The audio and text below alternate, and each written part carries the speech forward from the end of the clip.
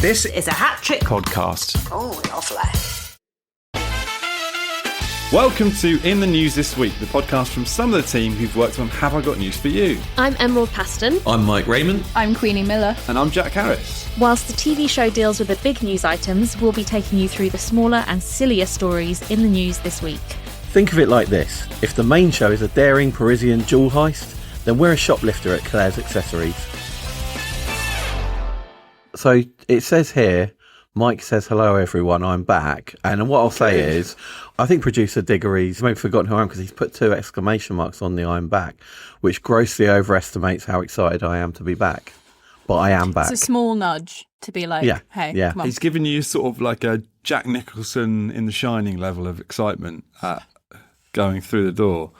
The podcast door, as we put it. Here's my key. Yeah, all work and no play. Although, you've been very busy, Mike. Yes. Yeah. Tell us some tales of your time on the show. You know, you guys know it's like once you're in the machine, it'll just weeks and days disappear. But it's been good. It's been a good start to the series.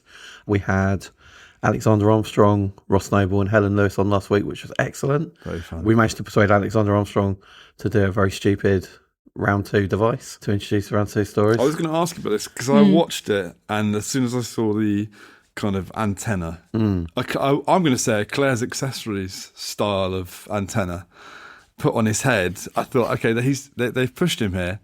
And then when he did a face into camera to kind of get the antenna going, it did make me laugh a lot. So was it smooth? Was it very easy to convince? Well, as you guys know, again, from we will spend time in the office coming up with ideas that really make us laugh, only for them to fall at the first hurdle when whoever's hosting goes, I'm absolutely not doing that.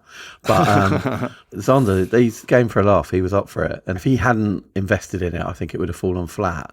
The only thing I will say is we had a really fun idea. We're like, he puts on the antenna and then he conjures up an image. And we thought, oh, I bet Ian or Paul ask to have a go, or we'll try and persuade them to have a go. So we had a couple of VTs lined up. Sorry, VTs as in videotapes. So that's what it used to be called. We call them VTs now. It just means we play in a little clip. So if Paul did it, we were going to have just tumbleweed going across the screen. And if Ian did it, we had a basket of kittens. And then in the record, Zander said after he did it, it all went down very well. And Zander said, does anyone else want to go? And everyone went, no, you're all right. Of course. Classic. It was a moment of levity in between Helen Lewis telling us tales of Riyadh Comedy Festival. Mm-hmm. Well, perfect person to have on. So good. I think this is testimony to how funny Helen Lewis is as a journalist. But some people online, they thought she was a comedian who'd actually played at Riyadh. They totally missed the point that she'd gone there to report on it and say this is terrible. And some people were going, oh, that comedian, Helen Lewis, I can't believe she's gone on after she played Riyadh. Were they the same people that were questioning whether or not Alexander Armstrong was actually conjuring up news with his antenna? How is he putting this into my television? How the hell is he doing that? What is this technology?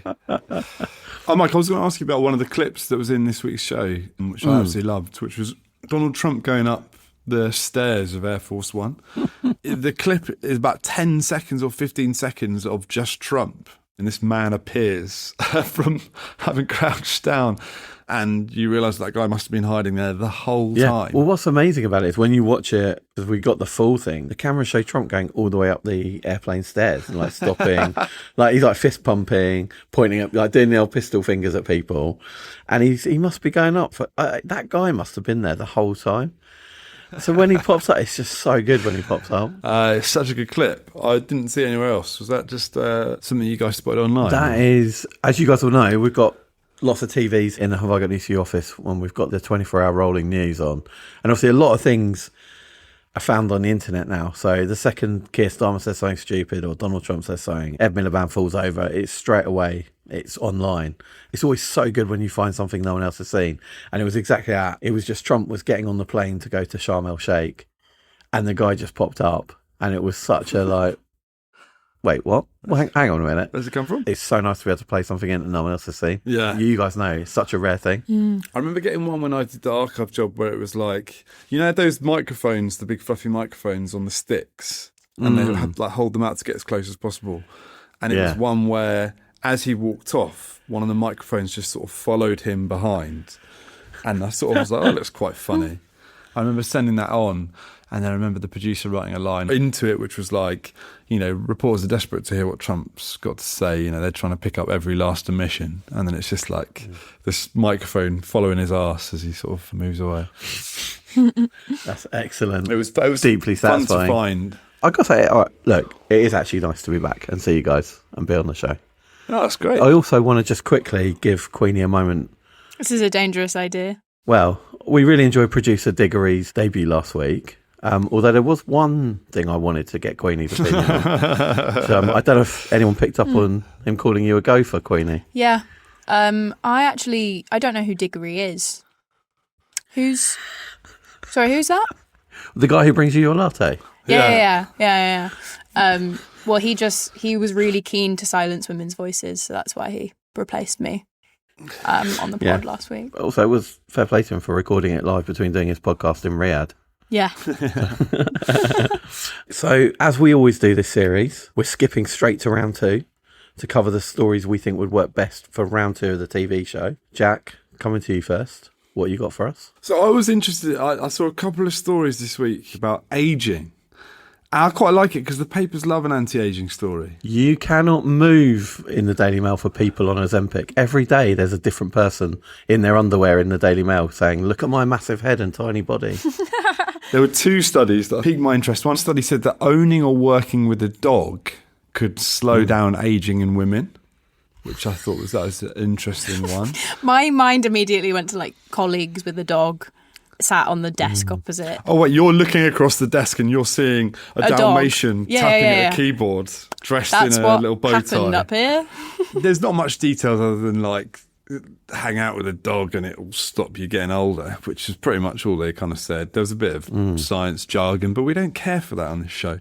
I did think that, with the week they've had, someone should get Fergie a couple more corgis. That might, the amount of aging she's done. And then there was an American study which showed that staying connected to others could help you age slower. And again, Queenie, other just dogs. Not physically sticking yourself. There's not a Thanks. again. Yeah, I do need that completely explained before. Turn your gaze from that dog that's at the typewriter, because you're in the 1960s apparently, and turn to see those people that have just stuck themselves together. But no, this is they looked at 2,000 adults and the strength of their social connections. So it's like involvement in groups and how active they are in the communities. And they found that stronger social connection showed slower biological aging. But what it didn't mention is that obviously if that social connection is happening at a pub, you undo all the hard work you've done. You just cancel it out. So you age at a normal keep pace. a healthy middle. What happens if a woman works with a dog but also socially connects but also does it at a pub also with the dog? Show you're working to the nearest 2 decimal points. I will be the study for that. I'll hang out with a dog at a pub. But love that. Based on this classic aging thing where they say a study has found that this could reduce it, I thought, okay, I'm going to look back at some news stories or some particular stories and see whether we think this is actually an aging study or whether it isn't. And the game is Elixir of Life or Crock of... Right, I can't see. It's deleted that last word, so I don't know what... I can't remember what it was, but... we'll just go for Crock of shit. What could it have possibly been? I'm really trying to think. I don't know. Strife. Life and shite rhyme, but we'll go with it. That's so fine. funny. Okay, I'm really excited for this. Do we have to say whether they've got a dog or they're stuck together? No. You have to say whether this is an actual study for aging. Okay. Or if it's or not something you've made up. I feel like I've aged a lot in the last 5 minutes, I'll be honest. Perfect. Which is generally the effect that happens when you're on this podcast, Mike, and we say stuff like skibbity, and it sort of just puts on about 3 extra months until... I'd just forgotten about skibbity. Okay, eating 32 grams of peanut butter every day. Delicious. Just sounds like a good time. I'm going to say that's Elixir of Life. Me too. Because I feel like peanut butter's good for you. This is an actual study, but they found that eating 32 grams of peanut butter did nothing, but eating 25 grams of skin roasted peanuts did. They do this reduce concurrently. the speed at which you age. Did they have like two people in different rooms? Genuinely did have two groups of people, one eating peanut butter and one eating peanuts. There's no wonder we haven't cured cancer yet with all of those donation money if it's going to this. There's a lot of like coulds. What's There's a lot of scientists coulds doing? in all of these studies, which I don't like. But there was a golden age of science where it was like, what if we exploded yogurt with electricity? This was like in the 60s when we had money. What a after the war. golden age. That was a golden age. Yogurt explosions. Love it. Yeah. Okay, next one. Turning off your phone's internet for 2 weeks. Oh, that's got probably to be good. Yeah, that's got to be good. Unless you have a heart attack 1 minute into that. That's probably going to extend your life. With these, I'm not necessarily saying they work. I'm just saying they've been included in a news article. You're not necessarily that says, saying they "Reduce your work aging." because none of them do. So really this game is all of them is crock of shit. No. This is actually a Canadian study that says turning off your phone could reverse your brain age by 10 years, which seems way too far. And bad if you're 10 years old. Rubbing a frog on your face. Well, I hope so. I hope that does anything because I do it every day. I'm going to say bad if you're normal, good if you're a Disney princess. Strong. That is solid. Basically, a South Korean study found that something in bullfrog skin could stop wrinkles. I think bull is the key word there. There you go. Okay, right. Transplanting bits of monkey testicles into older men's scrotum. It sounds like you're coming up with these off the top of your head. Whether they're true or not. You're like, sort of putting this in Let's your go ear for with- 5 minutes. Mike, what do you think? I think I'll pass. Mike, I've signed you up. It's going to be a Christmas present. If this proves to be something that could be true, like reported in an article, someone will have had to do that. Yeah, well, this was a study that happened, right? But it was proven to be not the case. And it was in 1923. And it was done 2,000 times. To the same man. Mainly in France, bizarrely. They got bored after the French Oh my Revolution. God. Did not work. Anti-aging did not work. And they found that just using testosterone was better. Finally, scream therapy. Screaming 50 times a day. I think genuinely screaming is good. I would say good for you too. I made this one up. This is a crock of, I don't know what it is. That sounds like the most reasonable one. Yeah. It's just what Rachel Reeves does every day in the lead up to the budget. Hey. Great. So the monkey testicles wasn't the made up one there. Monkey testicles was not made up. That was something that actually someone did for anti-aging. I don't get the whole living longer thing because, like, the end's the worst bit, right? Why do you want to prolong that? Have fun while you can. That's what I say. We should have a moral to each episode of this podcast. I think that's a nice one. Yeah. Life is worth living. Unless you're a despotic leader, though, to bring it to politics. Because Oh, Xi Jinping yeah. and Vladimir Putin were discussing just having organ transplants. Over to the summer. Yeah. They were caught on camera talking about living to 150, weren't they? They said, Yeah. you can, with the right transplants, you can live to 150 now. Someone tells Xi about the 25 grams of skin roasted peanuts every day. That's a lot easier than getting a fresh liver, isn't it? I feel like my brain's now processing at sort of half speed. I don't know what is happening. No, and exactly, that's anti-aging, Queenie. That's what happens. You don't want your brain to go too fast, and that helps. So this podcast helps with Great. anti-aging. Jack, that was... That happened. That was an experience. there. I felt was the slightly thing. like a fever dream, but it suitably encapsulated what it feels like to read the health pages of most tabloid newspapers. Thanks, mate. It means a lot. Queenie, follow that. My story this week, I'm just going to read the headline because it sort of speaks for itself. Fantastic. Man transforms pothole into beans on toast for protest. What a hero. Very haven't got any fear. This is a Metro story, so you know it's good. A campaigner called Ben Thornbury, who's 20, was pictured tucking into a traditional English meal to slam the increasingly traditional English problem of potholes, which we cover extensively on Have I Got News For You. So I was like, this is a perfect round 2 story, specifically with Rod Watch, which is just us keeping an eye on Rod Stewart because he's a prolific pothole filler-inner. Because I think you could even spread out to Rod Stewart as a prolific hole filler. Oh, no.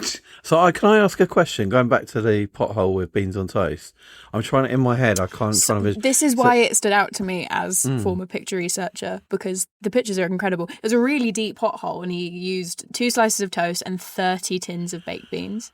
And then he added cheese on top. 'cause it's Hang meant to on. as well. He's put 30. I've got to look this up. That's his ratios are all over the place. What, do you not normally have 30 tins of baked beans on your beans on toast? Oh man, I use 1 tin of beans and I use 3 slices of toast. Yeah, he's got it all wrong, hasn't he? So he's filled the pothole to the top. Oh man, I've just seen the pictures. It's a pathetic amount of cheese. It's not beans on toast. It's just beans with a bit of toast and the dregs of cheese. Well, he's clawed it back because his comment to the Metro was, I guess you could say this has been a success. Ooh. Get him on the show. Oh. Nah, Get Ben on the show. If anything, they should have had the my Word level. document, and as soon as he said that, they should just press delete and just, there you go. Sorry, no longer doing this story. Thanks very much. I've never felt more proud to be British, right? I've never felt more patriotic. There's a fine tradition developing in this country of people finding different solutions to potholes, because in the past there was the Phantom Willy drawer who drew penises around potholes to make the council do something about it. Do you remember the guy who made his 6'5" son stand in potholes to show how deep they were? That was some good pictures. Well, I was really interested in this story because these are all, exactly as you said, Mike, they're like examples of tactical frivolity, which is a really fun, stupid form. It's an actual term that was coined like in ancient Greek times or whatever. Actually, no, it wasn't. It was in the 80s. But the first like version of it was, I was only like a couple years away, but it produces the best photos for Have I Got News, because it's often quite a scary situation, and then you see like a guy in a frog costume. I love the LA frog. Single-handedly fighting ice. Yeah. But one of the earliest forms of it was a play by Aristophanes, which is basically the plot is a woman's mission to end the Peloponnesian War by denying all of the men of the land any sex. And basically just she gets all the women to lock themselves in the Acropolis. I thought you were going to say distract them with a pothole filled with beans, which, to be fair, that's exactly what's happened with me and Mike. We've been totally drawn. Yeah. I haven't thought about sex for at least 5 minutes now. Yeah. No, not sex. To finish the war. To finish the war, Mike. Finish the war. All I can think of is beans. That's the way to get me. Can I just say, again, we keep on referring to it as beans on toast. It is toast on beans. You're so mad about it. It's so funny. Thanks for that, Queenie. I think that was both ends of the spectrum there from you and Jack in terms of stories. I've got a story for you. Please. Let's hear it. There's a new theory why we haven't been contacted by aliens yet, and it's that they got bored looking for us and gave up. I don't know if you guys have seen this. I'm really into conspiracies, so I'm with you. They were looking for us specifically, and they were just like, nah, had enough. Basically, it's all in a new paper that's been released, which has caused a bit of a stir, called Radical Mundanity, which also was the working title of The One Show. And The Guardian summed it up with this. After exploring the galaxy with robotic probes, they may have got bored with the information sent back and given up on space exploration. So it's this idea that aliens didn't quite have the technology to find us. It was a bit of a barrier, and they went, why are we doing this when we could be, having fun? I'll be honest, I kind of buy it more than any other, like the Fermi proposal, the Great Filter. I buy it more than any of those. Like when you're kind of halfway through a DIY project or something, and you just sort of think, why am I bothering even doing this? I don't even need a shelf of CDs anymore. This isn't even my flat. Yeah.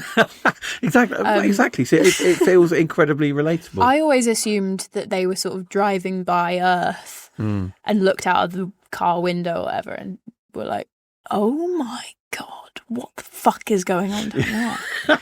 And it smells. And then sort of were like, we're not going to stop here. It seems unsafe. Rolled up their window. I do like the idea that they kind of have put it down to that. They've kind of flattered ourselves by saying that people are trying to find us. Yeah. Because I think in reality, people are like, we don't care. Yeah. I think they probably are just, like you say, getting on with what they want to do. Yeah. One of the scientists involved said this week, told The Guardian, I think this is how they summed it up.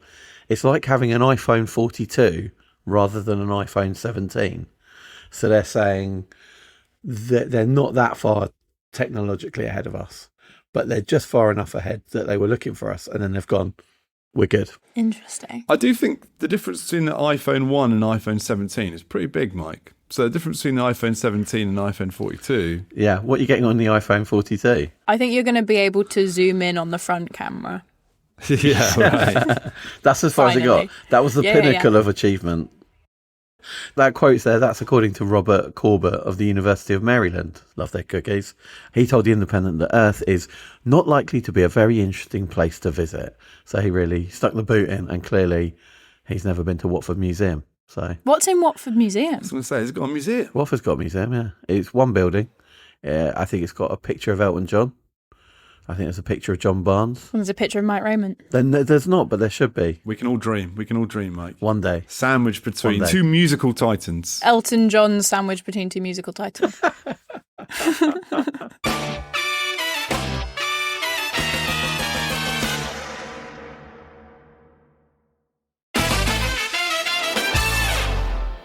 Welcome back to In the News This Week. It's time for the Missing Words round now, where I'm going to read out some headlines from the past week, and you just need to fill in the missing words. Okay, guys, here's your first one. French post office selling stamps that what? French post office selling stamps that reveal who the next prime minister is. Nice. That would be a good way to do it. Yeah. That'd be awesome. Every, What- 2 months? Is it French post office selling stamps that require you to use an unsettling amount of tongue? Oh, that's really Very good. good. The old Frenchie. French post office selling stamps that smell like Macron, Are you talking about the delicacy or the president? the president. Wouldn't sell any. Oh, okay. As Not a Macron. double bluff. Yeah.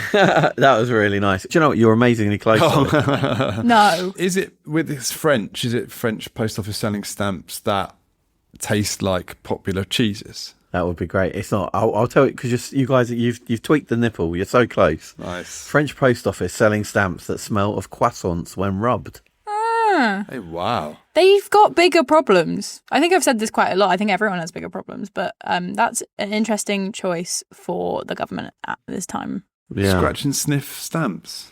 Yeah. Love Yeah. I mean, it's probably So I good just if- got the subject of the sniff wrong. Next, grub, sib, and soda are all what? Is it grub, sib and soda are all people I don't want to meet on a stag do? Grub, Sib and Soda are all names of Jamie Oliver's children. And he's got a lot of backlash for Soda because he taxed it. Nice. Grub, sib and soda are all royal household code names for Queen Camilla. So Yeah, I nice. can imagine her being sib. Yeah. She'd be sig for cigarette. Sig, yeah, true. Are they all nicknames I should have given up on when I became an adult? Stop trying to make Sib happen. Soda! Some people call me Jack. Most people call me Sib. Well, no, that's a good guess, grub. But unfortunately, the answer is grub, sib, and soda are all words that have been killed off because Gen Z refused to use them. Oh, here we go. Mike, this is your absolute dream, The isn't whole it? of Gen Z always catch strays here. And I There's- don't know when it's coming. I've got a list of other I've been words. blindsided. There's some more Sib, words. Sib is in like sibling, right? Yeah. Who says Sib, though? Grub is in food, soda is, they're not using it. I've got, there's a list of some other words Gen Z seem unable to use. Yeah. Please can I have a job? Is there any overtime? Keep going. I don't want any extra emotional support. Yeah, fair enough. Got me there. Slam dunk, Jack. Queenie, what do you have to say for your generation? Once again, you're being made to answer for their crimes. I mean, is it a crime? Yeah, come on, you to grub. stop- In the sort of Nuremberg trials for Gen Z, I don't think I'd be very good at arguing our case, to be honest. You'd be pointing the finger. All my friends are 35. What about your sibs? To be fair, I haven't heard the word soda in a long time. That's That very is like- American. You've been in America for like 2 years, haven't you? I haven't heard the term soda, but I was with an American in an airport and they asked me, what's a Lucozade? I was like, Lucozade? Luca Zarde plays for Watford. Oh, mate. And he's good. Yeah, great Italian defender. Next, anticipation grows as Swansea prepares for the first ever visit from what? Anticipation grows as Swansea prepares for its first ever visit from Antarctica's #1 Tom Jones impressionist. Do you know what? I think you've hit the nail on the head there. Jack, No way. in some ways, No way. No Jack, way. the answer is, It would be unusual. my. That's the response I look for when I say stuff like that. Like, people either going my or well. No, the answer is anticipation grows as Swansea prepares for its first ever visit from Snoop Dogg. This is the news that Snoop Dogg is now the co-owner of Swansea City Football Club. Oh, nice. Following in the footsteps, obviously, of Ryan Reynolds at Wrexham. So he's taken his own chance. He's bought Swansea. No doubt, as soon as he realises how bad they are, he'll drop it like it's hot. And suddenly the whole episode's worth it. I don't know. I don't think that made it worth it. I can just imagine you Googling Snoop Dogg songs. Yeah. There was a lot of that. Well, they're not going to work very well together because they're the Swans, and dogs famously don't get on with swans, do they? Or if you're Nigel Farage, Swans and foreigners. Yeah. Swans are high flyers, though. Very nice. I sort of winced at that one, just for everyone listening. Next, archaeologists discover a dinosaur that was halfway through what when it died? New York Times cryptic crossword. It's still stuck on the last answer.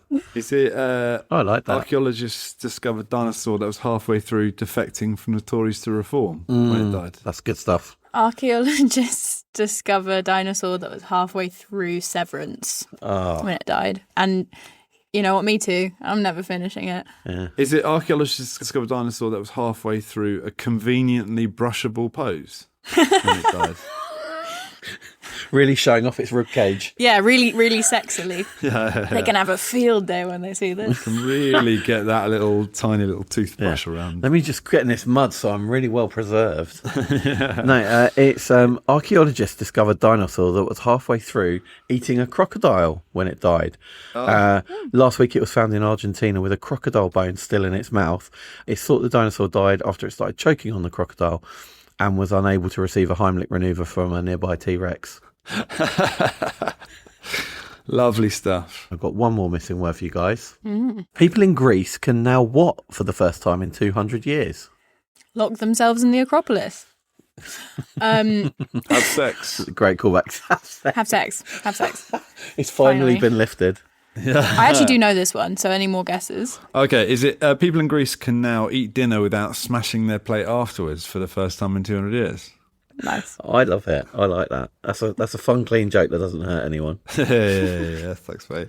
I think it's people in Greece can now see the Parthenon for the first time in 200 years. No, that's not right. It's not right. Because of the It's scaffolding, no? No. It's people in Greece can now transplant bits of monkey testicles into their scrotums for the first time in 200 years. Jack, yet again. Sorry, Queenie. Yet again, you're right. Sorry, Queenie. I'm aging. Shit. Okay. Sorry, No. Queenie, you are right. Queenie, you are right. Of course it is. People in Greece can now see the Parthenon without scaffolding for the first time in 200 years. And you thought British builders were slow. What is the scaffolding then? I don't understand this because 200 years. It's like a structure that holds up a building. I don't know. right. So you sort of like it gets screwed onto the thing, and then you can climb it sometimes. And if Helps builders if to I build climb on to it the as top well. of it, I can then throw myself off. Yeah, for asking that question. Yeah, After yeah, being woman-splained. That was incredible. That's made the whole show worthwhile. We posted this missing word round on our social media channels, and congratulations to Paul Sussex89 on Instagram, who made us laugh with their response when they said, people in Greece can now flush toilet paper for the first time in 200 years. It was as selected by our producer, who recently has been in Greece and suffered that fate. Whole another story for another time. Yeah, that is. Next time Diggs is on. Hey, what a cliffhanger. Follow Have I Got News For You on Instagram and Twitter so you can enter our missing words round when we post another one next Monday. Thank you for listening to In the News this week. If you've enjoyed this episode, please give us a 5-star rating on Apple Podcasts or Spotify. For updates on the show, make sure you're following Have I Got News For You on Instagram, TikTok and Twitter. You can also get in touch with us by emailing podcasts@hattrick.com. That's hattrick with 2 T's. And make sure you're followed and subscribed to the podcast wherever you're listening to it now, and we'll see you here for next week's episode. I'm going to speak to a man about some monkey testicles. You're really fixated on that story. I know, I really got into my brain. We want results when you get back next week. You two can try the screen therapy. Yeah, I mean, I think we were doing that anyway. I'm beginning in 3, 2, 1. In the News this week is presented by Jack Harris, Queenie Miller, Emerald Paston and Mike Rayment. The producer is Diggory Waite. The executive producer is Claire Broughton. And the music is by Big George. In the News this week is a Hat Trick podcast.